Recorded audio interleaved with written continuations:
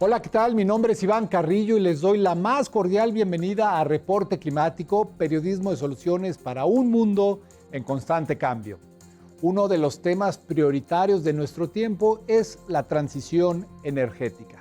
Esta conlleva a grandes rasgos el abandono masivo de combustibles fósiles y sustituirlos por fuentes de energía más amigables con el ambiente que nos permitan frenar la alteración del clima. En dicho proceso, una sustancia o un elemento en particular podría resultar extremadamente útil. Hablamos del litio. Así como los vehículos convencionales requieren de gasolina o diésel para funcionar, sus versiones eléctricas y muchas otras máquinas a base de electricidad demandan litio para almacenar y recargarse de energía. A nivel global, esto ha desatado una fiebre por el mineral que ya es conocido como el oro o petróleo blanco. Bolivia está entre los países con mayor cantidad de litio en el planeta, al lado de Argentina, Chile, México y Perú. ¿Qué significa tal riqueza para la región latinoamericana? Hoy nos ayudará a responder Jorge Campanini Tejerina. Él es investigador del Centro de Documentación e Información Bolivia, una organización no gubernamental que desde 1970 analiza temas sociales y ambientales del país andino y América Latina para la defensa de los derechos humanos y la naturaleza. Vamos a dialogar con Jorge Campanini, no sin antes hacer un recorrido por las noticias climáticas alrededor del mundo.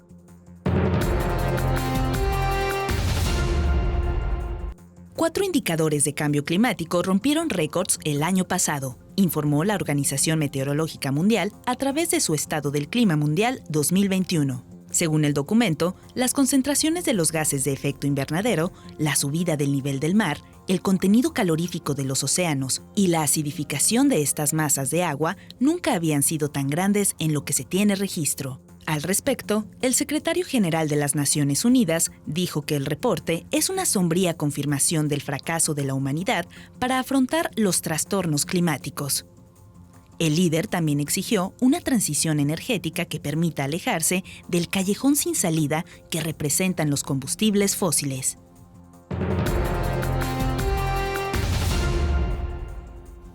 El excremento de ballena podría ser una excelente herramienta en la lucha contra el cambio climático.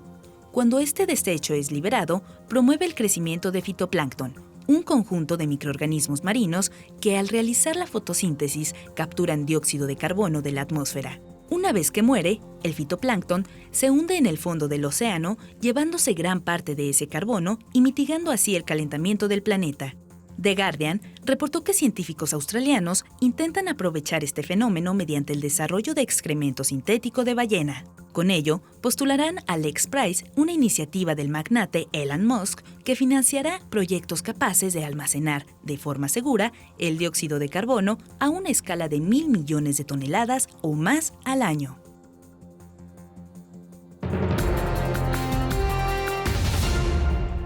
A lo largo de 2022, hemos sido testigos de las inundaciones catastróficas en Pakistán y Nigeria, los incendios forestales que arrasaron con decenas de países y las olas de calor que cubrieron gran parte del planeta. Miles de personas fallecieron y el saldo monetario supera con creces la capacidad financiera de muchos gobiernos. Global Citizen reportó que esta brecha está siendo abordada como pérdidas y daños en la Conferencia Climática de las Naciones Unidas, o COP27, con sede en Sharm el-Sheikh, Egipto, del 6 al 18 de noviembre. El concepto se refiere a los costos de recuperación que demandan mecanismos de financiamiento basados en la justicia y la solidaridad. Para evitar daños catastróficos e irremediables al clima mundial, urge una importante descarbonización de las fuentes de energía del mundo. De lo contrario, las emisiones de dióxido de carbono y otros gases de efecto invernadero relacionadas con la producción de energía aumentarán inexorablemente, causando una elevación de la temperatura promedio de hasta 6 grados Celsius en el futuro próximo. Esto se traduce, según la Agencia Internacional de Energía, en una encrucijada, pues los patrones actuales de suministro y consumo de energía son claramente insostenibles, tanto desde el punto de vista ambiental como del económico y social.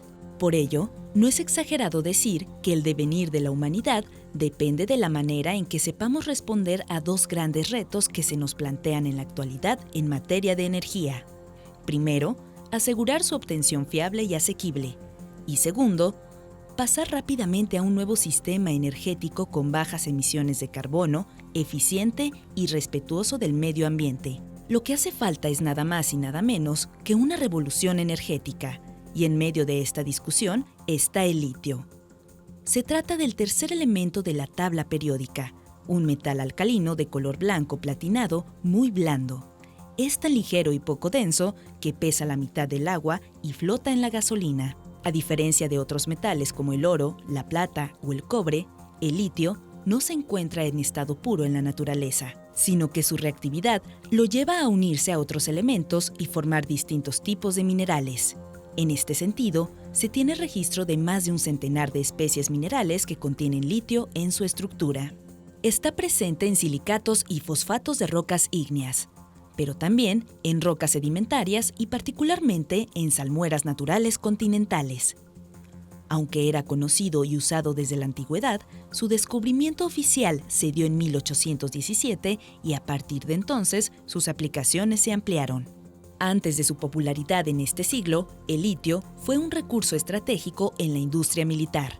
Se usó, por ejemplo, en la fabricación de la bomba de hidrógeno durante la primera mitad del siglo XX. Para 2017, su utilización en medicina representaba 3%, en la industria de polímeros, otro 3%, en sistemas de aire acondicionado, 4%, en la metalurgia, 7%, en la elaboración de lubricantes, 13%, en el sector de cerámicas y vidrios, 20%, y en baterías, 40%.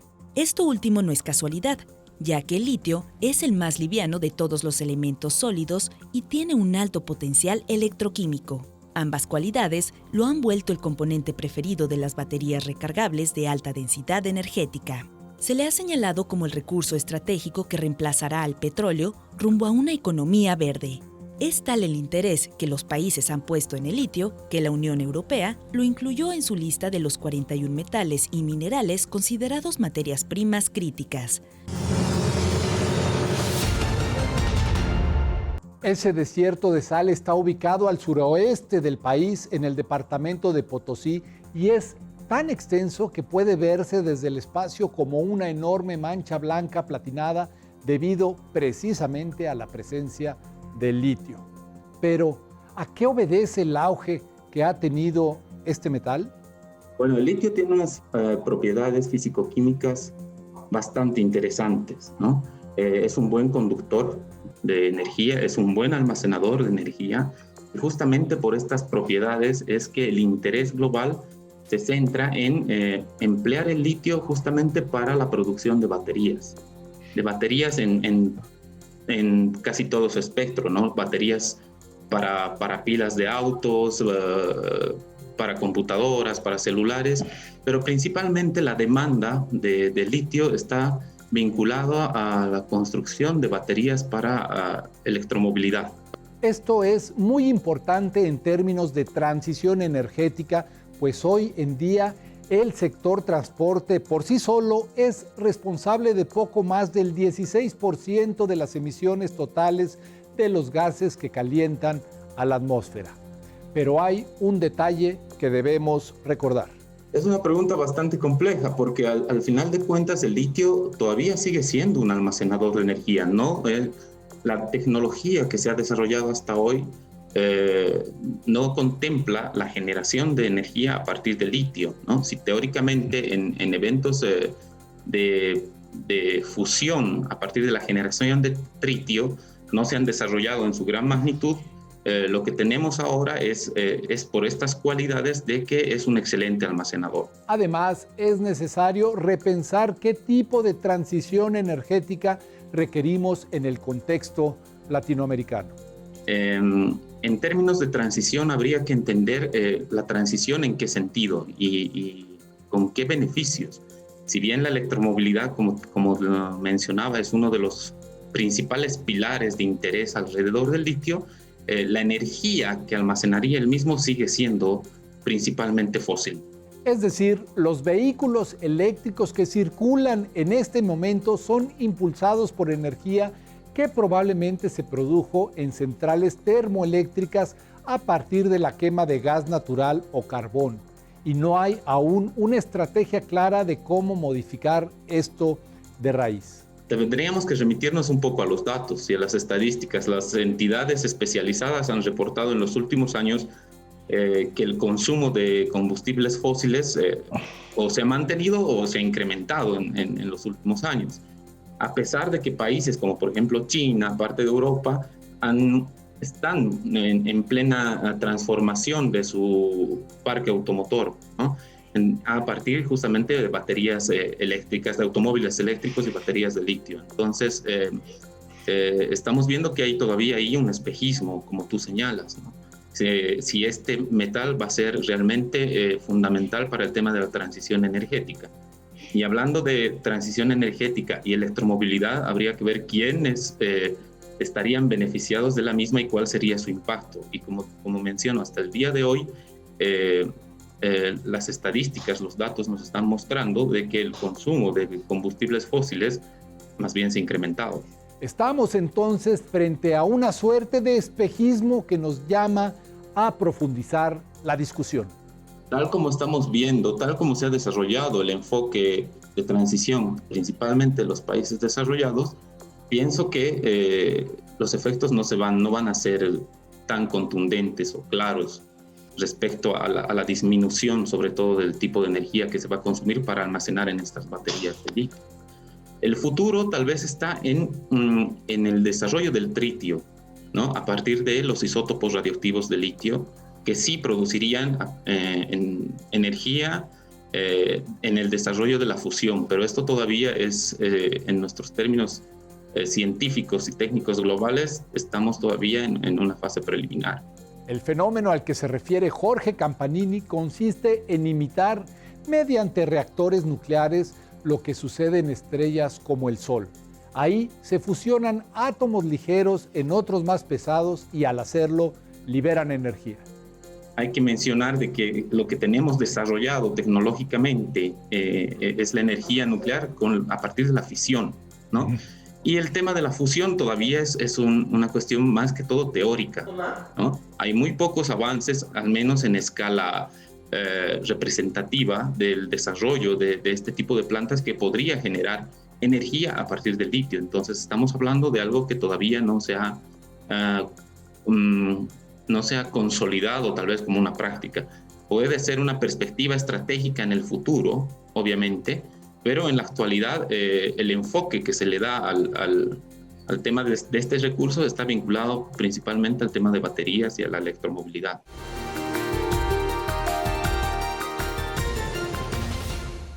Alrededor del 85% de las reservas de litio en el mundo están en el denominado Triángulo del Litio, compuesto por Argentina, Bolivia y Chile. Esas reservas se encuentran en condiciones de explotación únicas y por ese motivo permiten costos de procesamiento y producción mucho menores a los de los combustibles fósiles. El boom por el litio ha desatado temores de que América Latina quede atrapada en un círculo vicioso de extractivismo. Esto es lo que nos dice al respecto Jorge Campanini. Es bastante sensible el tema del extractivismo en nuestros países. Y hay que mencionar que el litio no es el único componente de la batería, no es el único componente que va a hacer a la electromovilidad. Estamos hablando de que la gran demanda que se está proyectando para los próximos 30 años alrededor del litio vincula obviamente otros minerales, otros metales que van a hacer a la batería, que van a hacer a los autos o a la movilidad eléctrica. Estamos hablando de cobre, estamos hablando de aluminio, de grafito y de otros que también incrementarían la demanda considerablemente. De hecho, se estima que la manufactura de un coche eléctrico requiere 4 veces más minerales que la fabricación de un vehículo de combustión. ¿Y esto qué significa para nuestros países? Significa profundizar una matriz extractivista que ya nos está generando bastantes problemas ambientales, bastantes problemas sociales, y estamos hablando de una serie de impactos que en el caso del litio, si bien no se han estudiado en profundidad, a excepción de Chile, que lleva ya muchos años, estamos evidenciando que ya hay bastante riesgo alrededor de la producción masiva de litio. Y hay que tomar en cuenta un elemento más. Las proyecciones de explotación de litio en Argentina, Chile y próximamente Bolivia son bastante considerables. El enfoque que se le da a partir de una mirada transicional que viene desde otro lado no es la realidad que vivimos en nuestros países, no es la realidad que viven las comunidades alrededor del litio, ¿no? Esto debería ser razón suficiente para frenar la tendencia y reconsiderar el papel de la región en cuanto a la explotación del litio. Yo creo que el concepto de transición debería ser global y debería ser justa, ¿no? Y debería considerar a todos los actores y no ser una imposición solamente de una determinada región o de un determinado sector. Y a partir de una reflexión conjunta poder proyectar las necesidades urgentes, ¿no? Y también la situación que se está viviendo a nivel global, ¿no? Con los últimos acontecimientos en Europa, en Rusia, en los cambios que ha habido en torno de las rutas de abastecimiento y la economía en general, obviamente están redefiniendo muchos elementos que hacen también a la cuestión climática, que hacen también a la profundización de los extractivismos en nuestras regiones, y es necesario. En el caso concreto de Bolivia, el camino hacia un aprovechamiento adecuado del litio no ha sido fácil. Y Bolivia lleva ya más de 10 años intentando desarrollar una fase industrial de explotación de sus salmueras para la obtención de carbonato de litio y sus derivados. En nuestro caso ha significado una de las inversiones más grandes en la historia en minería principalmente, pero hasta el día de hoy no ha alcanzado a consolidar el proyecto a nivel industrial. A lo largo de este tránsito, el país ha aprendido varias lecciones que vale la pena señalar.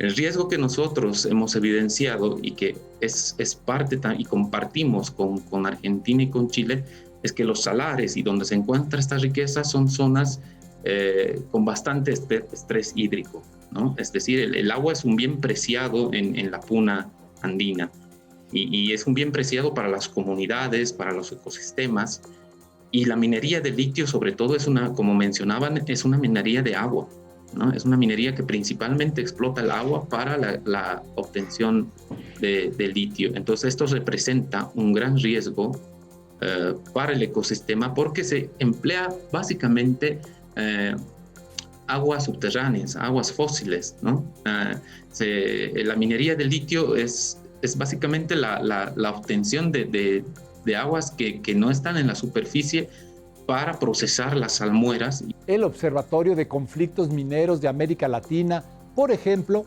destaca que al producir una sola tonelada de litio se evaporan 2 millones de litros de agua que no es posible volver a utilizar. Y esto ocurre en un territorio que sufre una sed exacerbada por el cambio climático. Técnico obtener el litio. Entonces, ya estamos en Chile, ya existe bastante desarrollo, bastante información alrededor de los impactos que esto significa para el ecosistema como tal, ¿no? Y es un riesgo al que Bolivia está digamos, tratando de no enfrentar, sino está asumiéndolo en la medida de que pueda desarrollar este proyecto que, como te digo, lleva más de 10 años, más de $1.000 millones invertidos y que todavía no ha logrado de alguna forma desarrollar su base industrial. Y que el riesgo que esto ha generado, que está generando, es bastante alto en el caso de darse. Para Jorge Campanini, la alternativa a esta encrucijada es diseñar una estrategia común que integre a todos los países de la región productores de litio. Yo creo que es urgente que nuestros países que estamos involucrados en el tema de la extracción de litio podamos tener un espacio o una institucionalidad común que pueda ayudarnos a fortalecer el rol de nuestros países en esta lógica del mercado de materias primas, porque al final de cuentas, tanto Chile como Argentina y el proyecto boliviano están centrados en la producción de materia prima, en la concentración del litio, y no así en su transformación para darle un valor agregado, que es prácticamente la principal discusión que existe en nuestros países. Eso se debe a que el verdadero control del litio lo tienen empresas transnacionales con un origen lejano a Latinoamérica. Hay que tener en cuenta que más del 50% del litio global lo consume China, ¿no? Seguido de Japón y Corea del Sur. Cerca del 90% del litio, el 86% si no me equivoco, lo consumen estos tres países, ¿no? Que tienen las capacidades tecnológicas para su transformación y de ahí proyectar el comercio electrónico en general. Pero creo que mientras seguimos nosotros atrapados en esa lógica, en ese esquema de país de productor de materias primas, vamos a seguir asumiendo y absorbiendo los problemas sociales, los problemas ambientales, que de por sí en estos contextos ya son bastante sensibles. Gracias por sintonizar Reporte Climático. Mi nombre es Iván Carrillo y los espero próximamente con más soluciones para un mundo en constante cambio.